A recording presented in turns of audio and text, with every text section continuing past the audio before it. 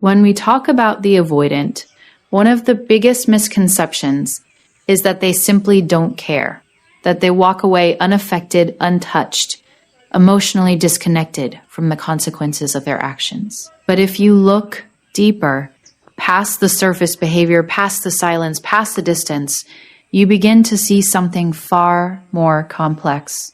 The truth is, they often feel guilt very deeply, just not in a way that is visible or easy to recognize. Their guilt doesn't come out in words. It doesn't arrive as a late-night message saying, "I'm sorry," or a heartfelt attempt to repair what was broken.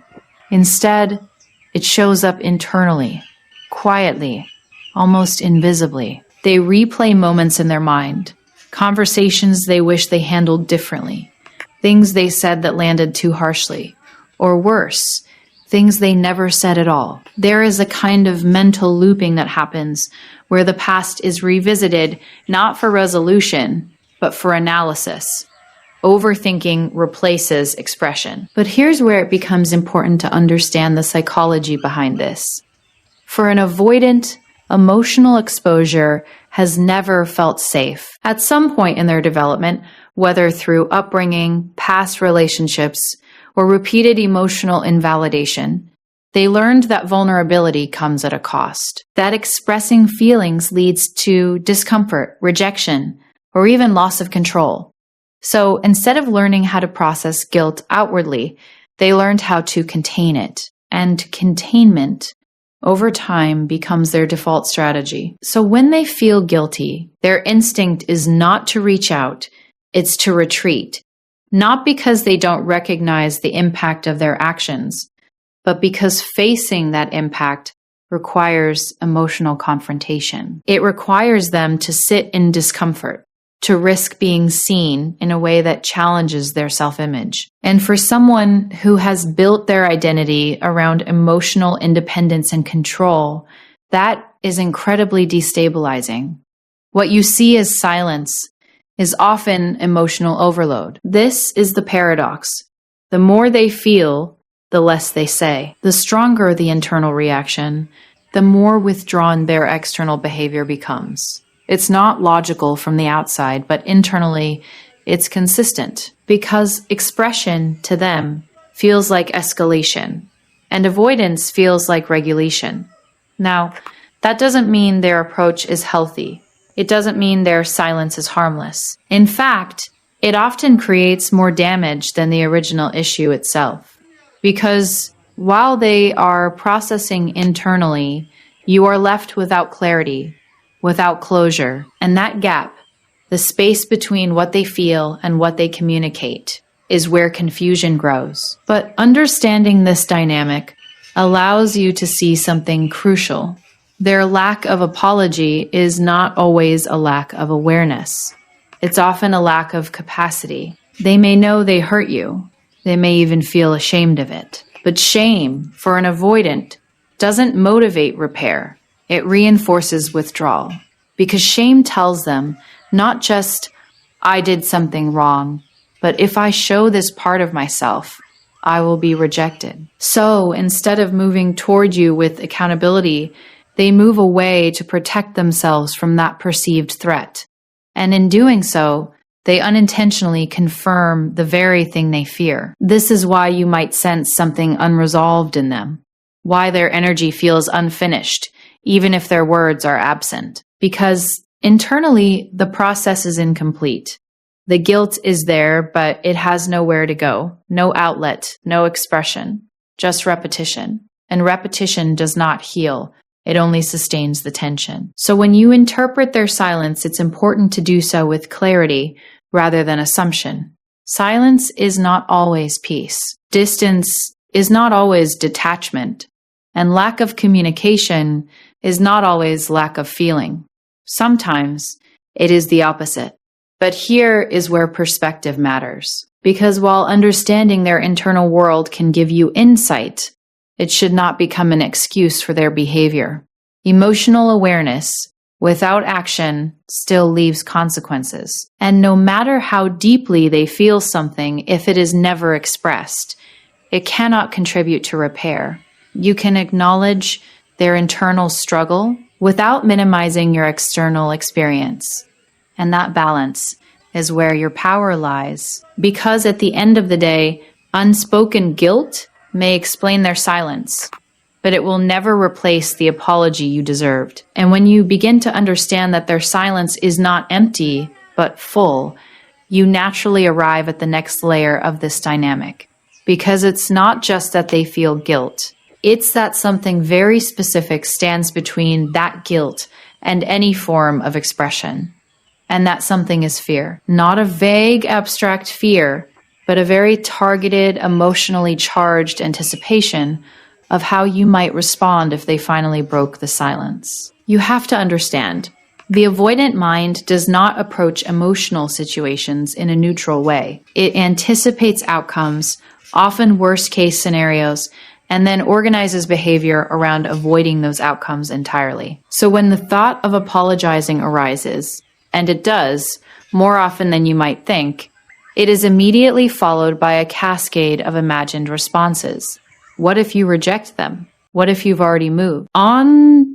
What if your response is cold, dismissive, or worse, indifferent? And indifference to an avoidant can feel more threatening than anger. At least, anger implies emotional engagement.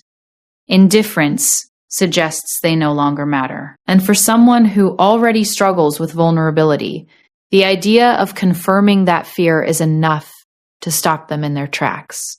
So instead of reaching out, they hesitate. They rehearse what they would say. They play out the conversation in their head. They adjust the wording, the tone, the timing. But every version ends the same way, with uncertainty. And uncertainty for them is intolerable when it involves emotional exposure. Because once they step forward, they lose control over the outcome. And control in their internal world is what keeps them regulated. This is where their logic becomes self-protective, but also self-defeating. They convince themselves that staying silent is safer than risking a negative response.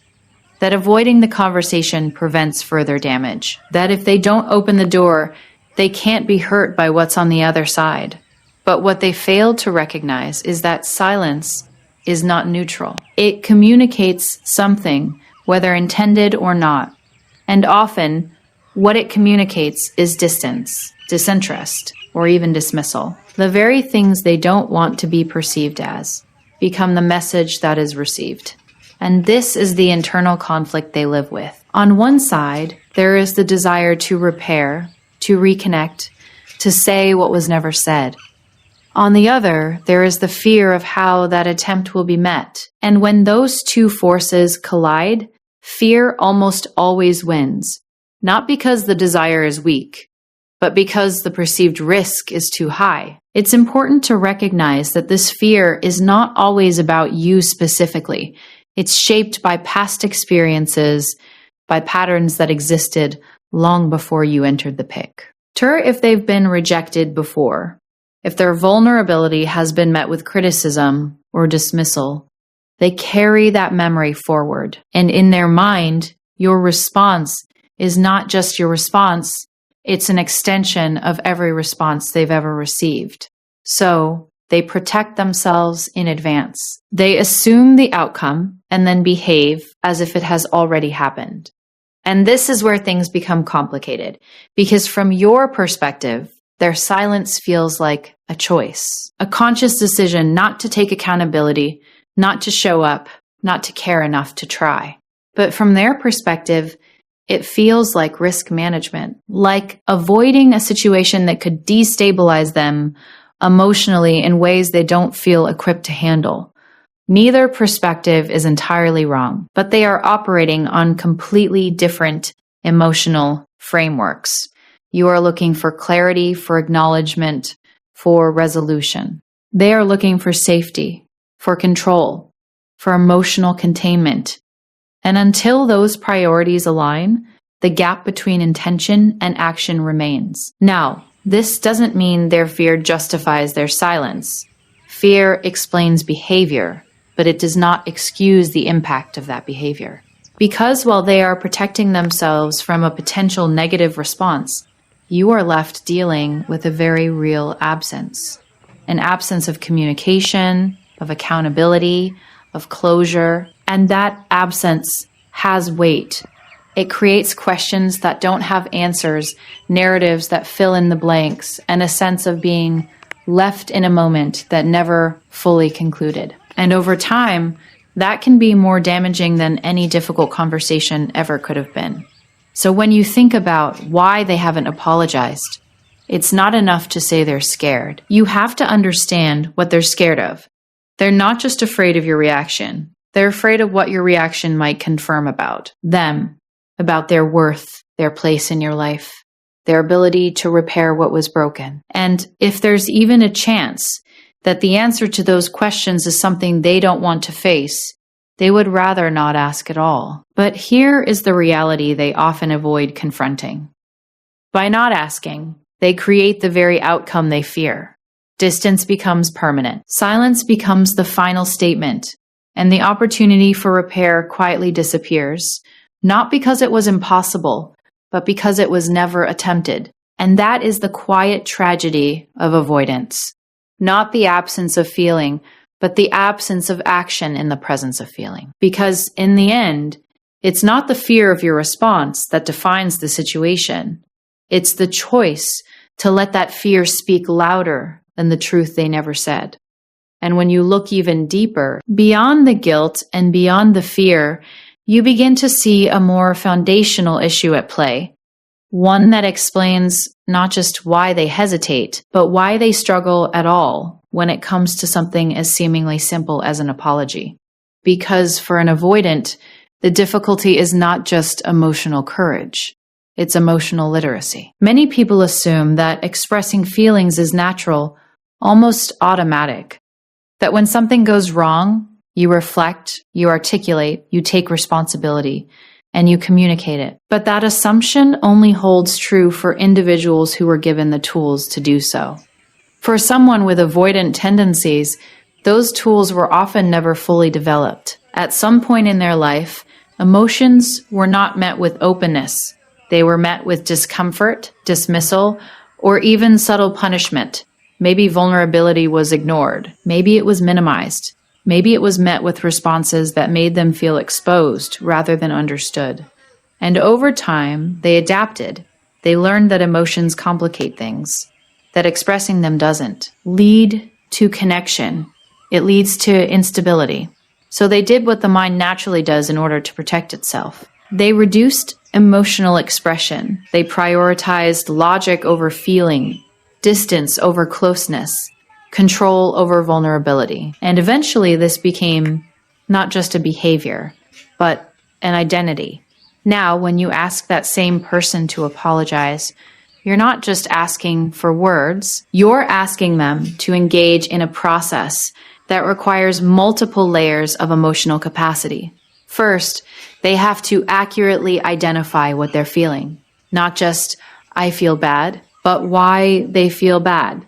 Then they have to connect that feeling to their actions, which requires a level of self-awareness that doesn't come easily to them. And finally, they have to communicate that awareness in a way that is clear, sincere, and open to response.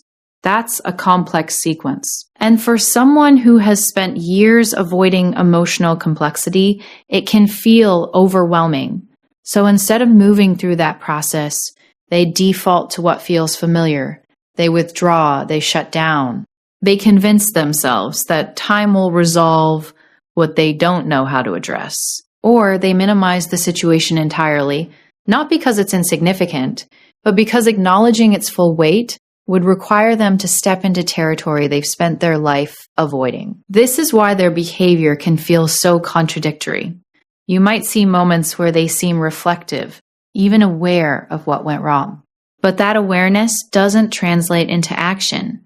It stays internal, fragmented, incomplete, because knowing something intellectually is not the same as being able to express it emotionally. And expression is where they struggle the most. It's important to understand that for an avoidant, vulnerability is not just uncomfortable, It feels disorganizing. It disrupts the internal structure they rely on to stay grounded. When emotions rise to the surface, they don't always have a clear way to process them, so the instinct is to contain, to suppress, to regain control as quickly as possible. An apology, by its very nature, requires the opposite.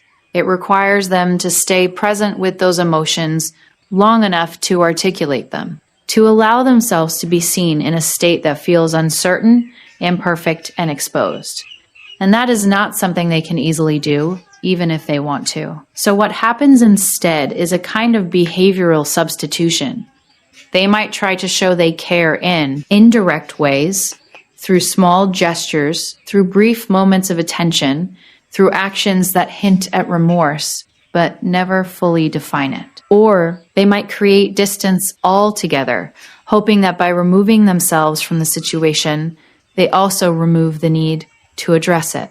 But indirect expression rarely leads to clarity, and distance rarely leads to resolution, because what remains missing is the one thing that actually repairs connection: clear, accountable communication. And without that, both people are left interpreting signals rather than understanding intentions. You are left trying to make sense of behavior that feels inconsistent, while they are left managing emotions they don't know how to release. It becomes a cycle where nothing is fully addressed, and therefore nothing is fully resolved. Now, recognizing this limitation does not mean lowering your standards. It does not mean accepting less than what you need in order to feel secure or respected. What it does is give you context. It allows you to see that their inability to apologize is not always rooted in unwillingness, but in a lack of developed capacity. And capacity can only change if the person chooses to develop it. Because at some point, avoidance stops being protection and starts becoming a limitation.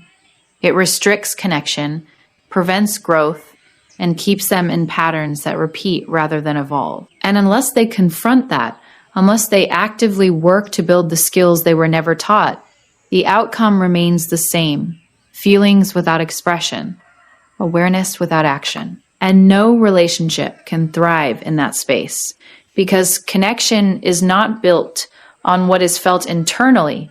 It is built on what is shared, communicated, and understood between two people. And in the end, it's not that they don't have the words, it's that they never learned how to let those words be heard. And well, when you bring all of this together, the internal guilt, the fear of your response, the difficulty with emotional expression, you arrive at a final piece that is often the most misunderstood. Because from the outside, when there is silence, distance, and no attempt to repair, the natural conclusion is simple: they've moved on. They're done. They don't care anymore. But that conclusion, while understandable, is not always accurate. Because for many avoidants, silence is not closure. It's suspension. What looks like detachment is often unresolved attachment that has nowhere to go. They don't process endings in a linear, expressive way. There is no clear moment where they sit down, reflect, feel everything fully, and then release it. Instead, the connection lingers in fragments. Unresolved thoughts, unspoken words, emotional residue that never quite settles. They may continue to think about you in quiet, intermittent ways. A memory triggered by something ordinary. A conversation replayed at unexpected moments. A sense of unfinished business that surfaces not as clarity, but as discomfort. And because they lack the tools or the courage to address it directly, they carry it indirectly. This is why their behavior can feel so contradictory even after the connection has ended. You might notice subtle signals, checking in without depth, brief reappearances, moments of curiosity that never fully develop into communication. These are not always attempts to reconnect in a conscious, intentional way. Often, they are expressions of something unresolved, trying to find an outlet without requiring full emotional exposure. In other words, they hover, not fully present, but not fully gone either. And this hovering can be confusing because it creates ambiguity. It keeps the connection in a kind of psychological limbo where nothing is clearly defined. You are left questioning what it means, whether there is still something there, whether an apology might eventually come. But for them, this space feels safer than resolution because resolution requires finality. It requires clarity. It requires them to either step forward and face the conversation they've been avoiding or step away with full awareness of what they're leaving behind. And both of those options demand emotional confrontation. So instead, they remain in the middle, close enough to feel the connection, distant enough to avoid the responsibility that comes with it. There is also another layer to this. Many avoidants, whether consciously or not, hold on to the hope that you might be the one to break the silence, that you might reach out first, reopen the line of communication, create a pathway that feels less threatening for them to step into. Because if you initiate, the dynamic shifts, the risk feels lower, the emotional exposure is shared rather than carried entirely by them. But this creates an imbalance because while they are waiting for safety, you are waiting for accountability. And those two things do not resolve themselves without action. It's important to understand that just because someone hasn't moved on in their internal world does not mean they are moving toward you in any meaningful way. Emotional attachment without action does not create progress. It creates stagnation. It keeps both people tied to something that is no longer actively being built, only passively maintained through memory and silence. And over time, that stagnation becomes its own kind of answer. Because relationships are not defined by what could be felt. They are defined by what is actually done, by the willingness to show up, to communicate,